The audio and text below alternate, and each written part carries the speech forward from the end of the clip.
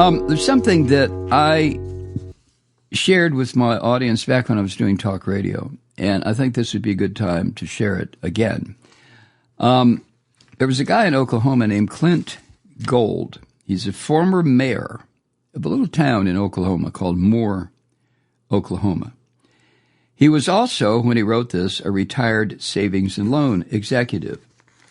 And when I read it on my talk show all the way back in, 2007, I think. Is that long ago? I guess so. It was the Air America days when I read it. But I have it in front of me, and I think it's time to share it with you again. All right? Clint Gold wrote this on October 24th, 1999, and it appeared in print in the Tulsa World newspaper. Not too long ago, my wife and I attended a football party in South Tulsa. With a lopsided score, the conversation turned to a livelier subject, politics. The crowd was, of course, top-heavy with Republicans. With each point expressed, their faces became more flushed, eyes bulging a little more, and veins popping in their foreheads as they railed against the liberal programs. Finally, a lone liberal voice asked, "Will you people name me one bill your party ever passed to help the working man in this country?" The question created such din and clamor, and someone sputtered, "Well, what have the Democrats done?" The liberal responded with a few programs and was interrupted by howling and disdain. He noted that he had not promised they would like the programs, and he asked to complete his statement, a difficult task to ask of Republicans. Well, he spoke of Social Security, Medicare and Medicaid, the Peace Corps, unemployment insurance, welfare for the poor and corporations, civil rights, student grant and loan programs, safety laws like OSHA, environmental laws, prevailing wage laws, right to collective bargaining, which brought about paid medical insurance, paid vacations, pensions, workers' compensation, the Marshall Plan, flood disaster insurance, school lunch programs, women's rights. He went on and spoke of the Fair Labor Standards Act, which established a minimum wage, instituted child labor laws, and set up time-and-a-half pay for over a 40-hour work week. He mentioned FHA and HUD with its public housing, urban renewal, and 44 million residential homes. You see, before World War II, almost 70% of our nation were renters. By the 1970s, this had been reversed.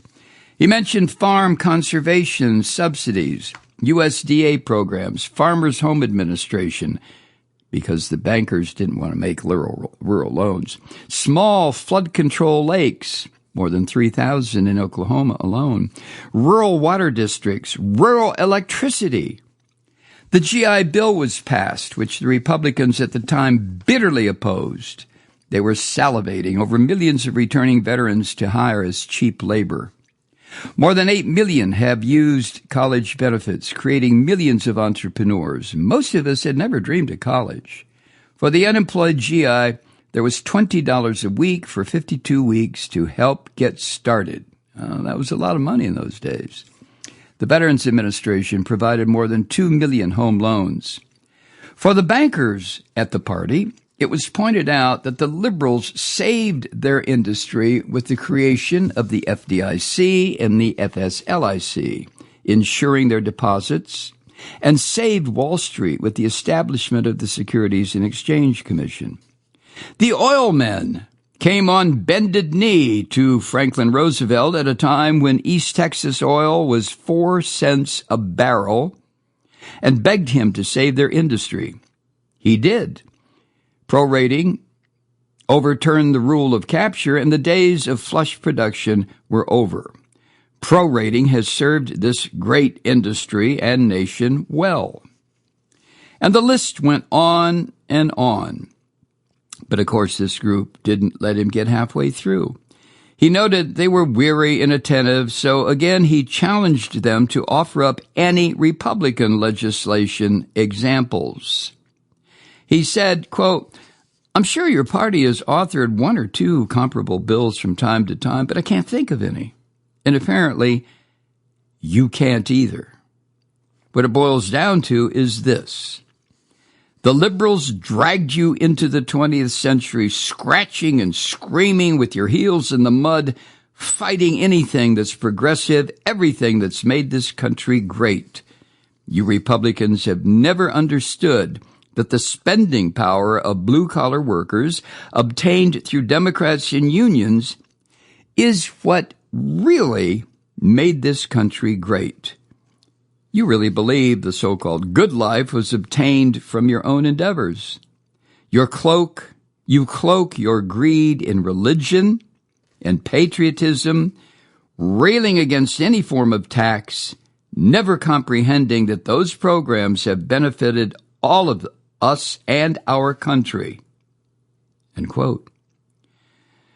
Well, I almost didn't make it out the house. My wife and I didn't even get to see the end of the football game.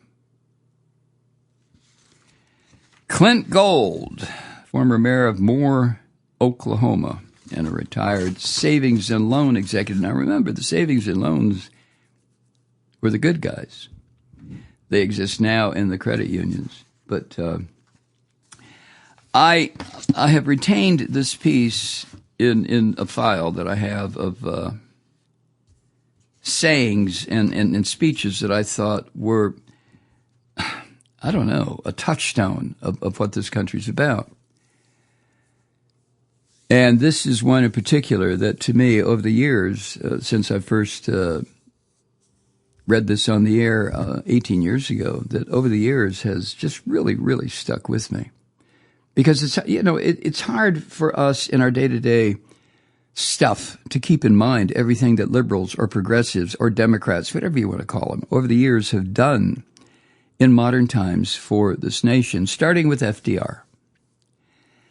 And I think a reminder is appropriate every once in a while, especially now when we have a fascist son of a bitch like Donald Trump and a completely worshipful Christian fascist party that has devoured the Republican Party.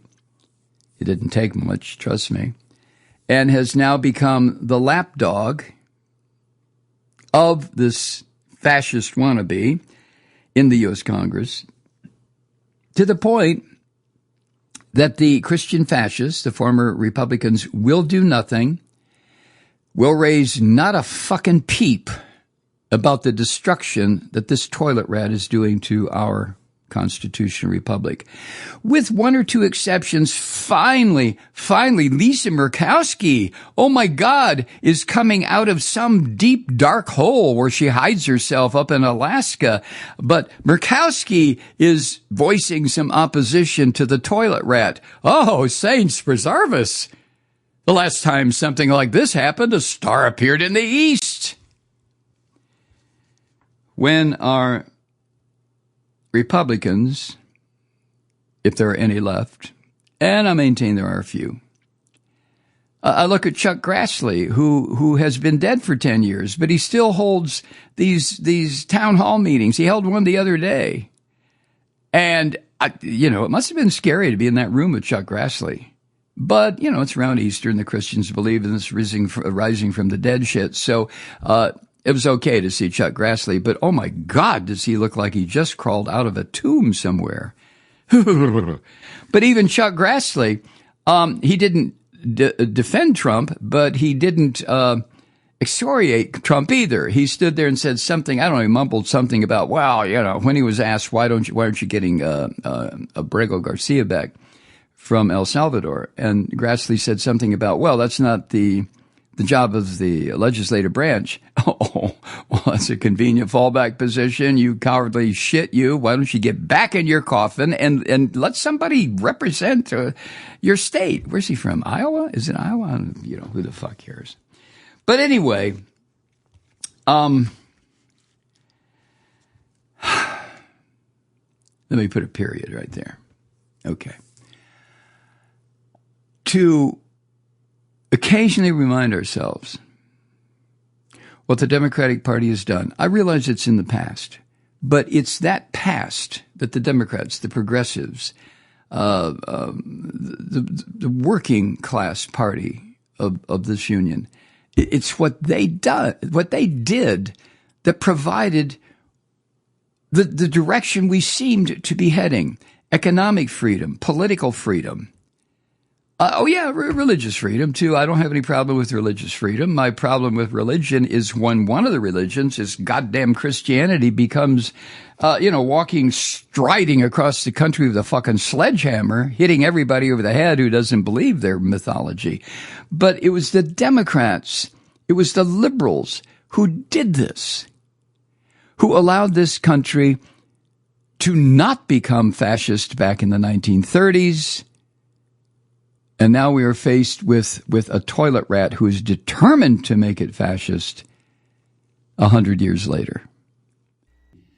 Hi, Truth Seekers. Mike Malloy here. You know, the Progressive Voices Network brings you commercial-free commentary from today's leading progressive radio hosts and pundits, like me, Mike Malloy, 24 hours a day. I'm not your typical old guy from the 80s or the 90s talk radio host, and Progressive Voices is not your typical talk radio network. It's a listener-supported nonprofit with no corporate control whatsoever over our broadcast. So hosts like me, Mike Malloy, are free to rant and scream and carry on about whatever we like. We're often controversial, but we're never boring. Weeknights, 9 p.m. in the East, 6 p.m. in the West, on the Progressive Voices Network. Always progressive, always on. I'm Mike Malloy. Keep it lit.